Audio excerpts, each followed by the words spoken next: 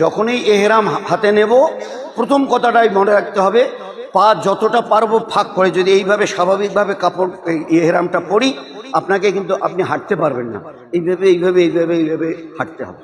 আর যদি পাটা পুরো ফাঁক করে আপনি এহরামটা বাঁধেন তো যত ইচ্ছা লম্বা পা ফাঁক করে দৌড়ান, কোনো অসুবিধা হবে না। তো প্রথম কথাটা মনে রাখবো, এহরাম বাঁধতে গিয়ে পা যতটা সম্ভব ফাঁক করে নেব।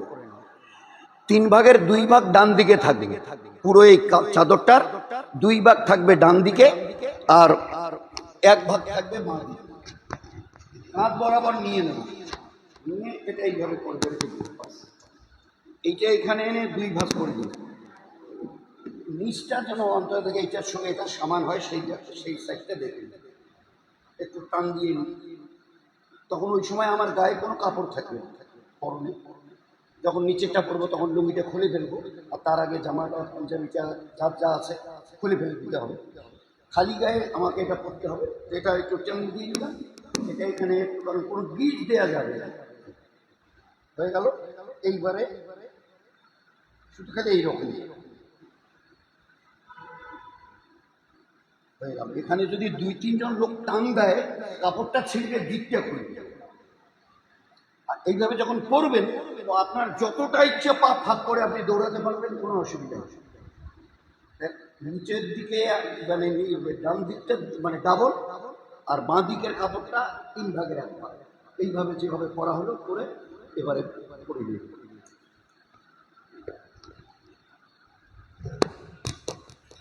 নিচে পরার সময় লুঙ্গি পরনের খুলে ফেলবো,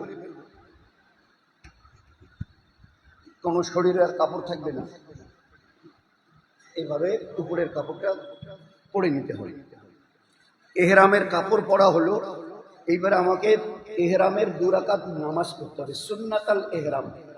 নাওয়াইতু আন উসাল্লি লিল্লাহি তাআলা রাকাতে সালাতে সুন্নাতুল ইহরাম মুতাওয়াজ্জিহান ইলা জিহাতিল কাবাতিশ শরীফাতে আল্লাহু আকবার। 2 রাকাত সুন্নাতুল ইহরামের নামাজ পড়ছি, এই আল্লাহ কবুল করেন বলে আল্লাহু আকবার। প্রথম রাকাতে কুল ইয়া আইয়ুহাল কাফিরুন, প্রথম রাকাতে কাফিরুন, আর দ্বিতীয় রাকাতে কুলু। এটা প্রায় সব সময় লাগবে যত নফল নামাজ পড়তে যাব। তো প্রথম রাকাতে কুল ইয়া আইয়ুহাল কাফিরুন পড়ে রুকুতে গেলাম, রুকু থেকে উঠলাম, সেজদা হলো। ফের দ্বিতীয় রাকাতে সূরা ফাতিহার পরে কুলহু পড়লাম, পড়ে এবারে রুকু করে উঠে ফের সেজদায় গেলাম। দ্বিতীয় রাকাতে সেজদা হলো, সেজদা থেকে উঠলাম, আত্তাহিয়াত যেভাবে আমরা নামাজে পড়ি পুরো পড়ার পরে সালাম ফেরাবো, আসসালামু আলাইকুম ওয়া রাহমাতুল্লাহ, আসসালামু আলাইকুম ওয়া রাহমাতুল্লাহ। বাদিকে সালাম ফেরার সঙ্গে সঙ্গে মাথার টুপি, এই কাপড় এইবারে সব নিচে করে দিতে ফেলে দিতে হবে, দিয়ে এবারে নিয়ত করতে হবে। যদি আরবিতে করতে পারি তো সবচাইতে ভালো, যদি আরবিতে নিয়তটা মুখস্থ করি, আল্লাহুম্মা ইন্নী উরিদুল উমরাতা ফাইয়াসির হালি ওয়া তাকাব্বালহা মিন্নি। এ আল্লাহ উমরাহের নিয়ত করছি, সহজ করো, কবুল করো। আরবিটা যদি মুখস্থ না থাকে বাংলায় সহজে নিয়ত করে নেব, এ আল্লাহ উমরাহের নিয়ত করছি, সহজ করো, কবুল করো। লব্বাইক আল্লাহুম্মা লব্বাইক, লব্বাইক লা শারীকা লাক লব্বাইক, ইন্নাল হামদা ওয়ান নি'মাতা লাক ওয়াল মুলক লা শারীকা লাক। 3 বার পড়ে নেব। পুরুষদের জোরে পড়তে হবে, মেয়েরা আস্তে আস্তে করবে। আমরা যে নিয়তটা করব উমরাহের, পুরুষরা জোরে পড়বে, মেয়েরা মনে মনে পড়বে। আমরা যদি উমরাহের নিয়ত মনে মনে পড়ি, যেমন নামাজের নিয়ত মনে মনে পড়ি, হজরত রোজা রাখার নিয়ত মনে মনে করি, উমরাহের নিয়ত যদি মনে মনে পড়ে নি, মনে মনে আল্লাহুম্মা ইন্নী উরিদুল উমরাতা মনে মনে যদি পড়ি, আপনার নিয়ত বাতিল হয়ে গেল, আপনার উমরাহের নিয়ত শুরুতেই বাতিল হয়ে গেল, আর আপনি কিচ্ছু পাবেন না। বাকি সবরে যা পারেন করেন, দৌড়াদৌড়ি, সাফা মারোয়া, কারণ আপনি তো নিয়তেই করেননি। হজ আর উমরাহের নিয়ত পুরুষদের জোরে জোরে করতে হবে, মেয়েরা আস্তে আস্তে মনে মনে পড়বে। এই জন্যে সালাম ফেরা মাত্র মাথার কাপড় ফেলে দিয়ে এ আল্লাহ উমরাহের নিয়ত করছি, সহজ করো, কবুল করো, শব্দ করে, আওয়াজ করে, মনে মনে পড়লে বাতিল হয়ে যাবে। এইবারে বলেই আমি লাব্বাইক, তিনবার আমরা পড়বো পুরুষরা জোরে জোরে, মেয়েরা পড়বে মনে মনে। তো আমার এহরাম বাঁধা, এহরামের নিয়ত করা হয়ে গেল। এহরাম মানে কি? বলে এহরামের অর্থই হচ্ছে হারাম করে দেওয়া। এ আল্লাহ, তোমার ঘরে তওয়াফের জন্য আমি এই যে এহরাম বাঁধলাম, 8-9টা জিনিস আমি আমার জন্য হারাম করে দিলাম। কি কি? এখন থেকে নিয়ে আর এহরামের আমল যতগুলো আছে মক্কায় পৌঁছার পরে, যতক্ষণ মাথা ন্যাড়া হয়নি অতক্ষণ পর্যন্ত আমি মাথায় মুখে কোনো কাপড় লাগাতে পারবো না। কোনো টুপি মাথায় দিয়ে নামাজ কোনো ওয়াক্তের পড়তে পারবো না। মাথায় টুপি দিয়ে নামাজ পড়া হারাম। উজু করি, গোসল করি, মুখে কোনো কাপড়, যেমন গামছা দিয়ে তোয়ালে দিয়ে মুখ মুছি, মুখে কোনো কাপড় লাগানো যাবে না, হারাম। মেয়েদের মাথাটা ঢাকা থাকবে, নিকাবটা থাকবে, কিন্তু এক ধরনের ওই নিকাব আমাদের সাথীদের আমরা বলি, ওই ছেলেরা ক্রিকেট খেলে এরকম এইদিকে একটা কাপড় হিজাব বেঁধে দিল, আর ওই নিকাবটা ফেলে দিলে মুখে লাগবে না, এর উপরে ঝুলে থাকবে। ওরা বলে দেবে, দেখিয়ে দেবে। তো মুখে আর মাথায় আমরা কোনো কাপড় রাখতে পারবো না। খুশবু ব্যবহার, আতর ব্যবহার আমাদের জন্য হারাম হয়ে গেল।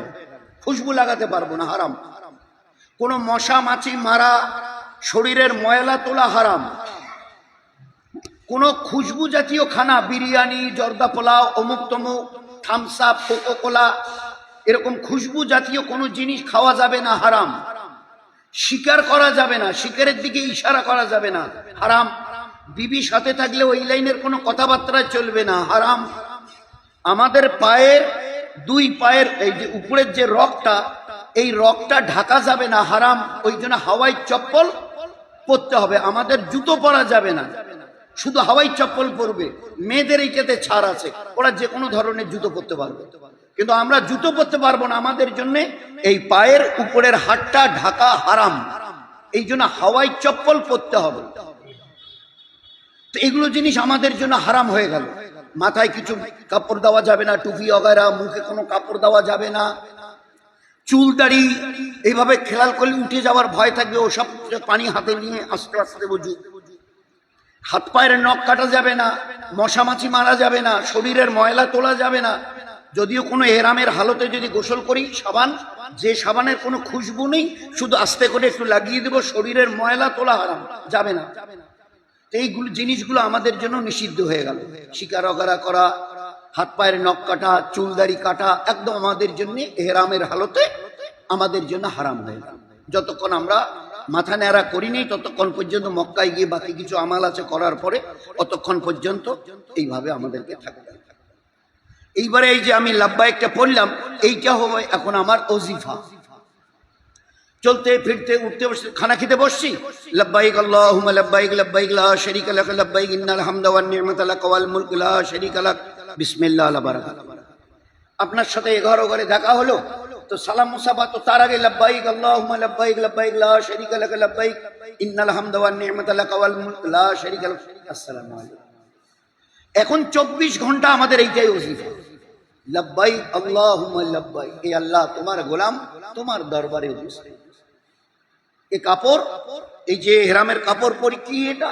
উলামা কেরামদের রায়, ওদের মত এটা যে ভাই, আল্লাহ আপনাকে, আপনি বড় মালদার, ও বহুত বড়, আল্লাহ আপনাকে আপনার পরনের সমস্ত পোশাক খুলিয়ে দিয়ে, মৃত্যু লোককে যেভাবে কাফনের কাপড় পরানো হয়, ওইভাবে আপনাকে নিজের হাতে কাফনের কাপড় আল্লাহ পরিয়ে দিয়ে বলতে বলেছেন, লাব্বাইক আল্লাহুম্মা লাব্বাইক। এই আল্লাহ, তোমার গোলাম তোমার দরবারে মৌতের মতো হয়ে নিজেকে পেশ করেছে। আমার কাছে কিচ্ছু না, জামা না লুঙ্গি না পায়জামা না গেঞ্জি না আন্ডার প্যান্ট, এগুলো সব হারাম। শুধু সেলাইবিহীন দুটো চাদর ছাড়া অন্য কোনো গায়ে কাপড় আমি রাখতে পারবো। হ্যাঁ, নেহাত যদি কখনো ঠান্ডা ওগার আগে, তো সেলাইবিহীন চাদর কম্বল এই পর্যন্ত ঢাকতে হবে, এই পর্যন্ত, মুখ ঢাকা যাবে না। হ্যাঁ, যদি কোনো সময় বেখেয়ালে মুখে উজু করে এসেছি, খেয়ালই ছিল না, চট করে ডাকতাম ইন্নালিল্লাহ। তো এর জন্য সদকা দিতে হবে, যে ফেতরাটা আমরা দিই 50-60 টাকা সদকা। আর কেউ ইচ্ছা করে যদি মাথায় এক ওয়াক্ত নামাজ পড়ার জন্য টুপি ইচ্ছা করে দিই, ইচ্ছা করে উজু করে যদি এবারে গামছাটা দিই, তোয়ালে দিয়ে মুখ মুছি, তো আপনার জন্য দম দেয়া ওয়াজিব হলো। দম মানে জরিমানা। কি? একটা জানোয়ার 25-30 হাজার টাকা দিয়ে কিনে মক্কায় আপনাকে জবাই করে কাফারা দিতে হবে।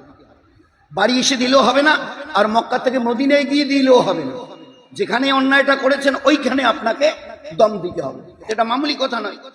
ওই অবস্থায় যদি ইচ্ছা করে নিজের নখ দাঁড়িয়ে একটু চুল কগেরা কাটি, তো আপনাকে দম দিতে হবে। 25-30 হাজার টাকার জানোয়ার কিনে কোরবানি দিয়ে দিতে হবে। তো এই জন্য এহরাম মানে কিছু জিনিস আমার জন্য এখন থেকে হারাম হয়ে গেল, এর থেকে নিজেকে সাবধানে রাখা, এর থেকে নিজেকে সাবধানে রাখা। এইবারে আমার ওজিফা হচ্ছে লাব্বাইক আল্লাহুম্মা লাব্বাইক। এটা 24 ঘন্টা জোরে জোরে মেয়েরা আস্তে আস্তে বলবে। এইভাবে বোম্বাইতে এহরাম পরে নিয়ত করে জোরে 3 বার লাব্বাইক বলে আমি এবারে উমরার এহরামের মধ্যে এসে গেলাম। এই করতে করতে হাওয়াই জাহাজে চড়বো, ওই লাব্বাইক আমার চলতেই থাকবে। জেদ্দায় নামবো, নামার পরে আল্লাহ যদি ওখানে একটু মৌকা দেয় তো যেখানে হাওয়াই জাহাজ থেকে নেমে বেরিয়ে আসবো বিল্ডিং এর ভিতরে, ডান বাঁয়ে দেখবেন ওখানে মসজিদ আছে কাছাকাছি। ওয়াক্ত যদি সহি থাকে, সময় হাতে থাকে, তো সাথীদের কাছ থেকে জেনে নিয়ে যারা আমাদের নিয়ে যাচ্ছে, পাশে মসজিদ আছে, 2 রাকাত শুকরিয়া নামাজ পড়বো, শুকরিয়ার নামাজ পড়বো।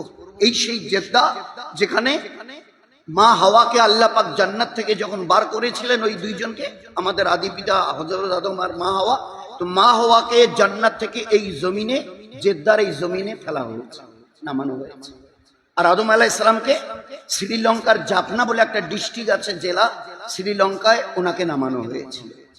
আর মা হাওয়াকে তো পাক জমিন। তো এবারে হাওয়াই জাহাজ থেকে যখন নামছি, এটা আরবেরই একটা জায়গা, সৌদি আরবেরই একটা জায়গা। ওই সময় যখন হাওয়াই জাহাজ থেকে সিঁড়ি ধরে নিচে নামবো, খুব ভয় ভীতির সঙ্গে, আল্লাহ এমন এক পাক জমিনে এসে পা রাখছি যেখানে হাজার নয় লাখো নবী তাদের পা রেখেছিলেন। ওলামা একরাম বলেন, তুমি যখন পা রাখবে খুব আদবের সঙ্গে এই খেয়াল করে রাখিও যে এই জেদ্দার মানে বালু, পাথর, ইট, মাটি সবাই যেন বলছে হাজী সাহেব পাক হয়ে এসেছেন তো, ভালো করে তওবা করে পাক পবিত্র হয়ে এসেছেন তো। আপনি যেখানে পা রাখতে যাচ্ছেন না, এই জায়গায় লাখো নবীরা পা রেখেছে আর আমরা তাদের পায়ে চুমু দিয়েছি।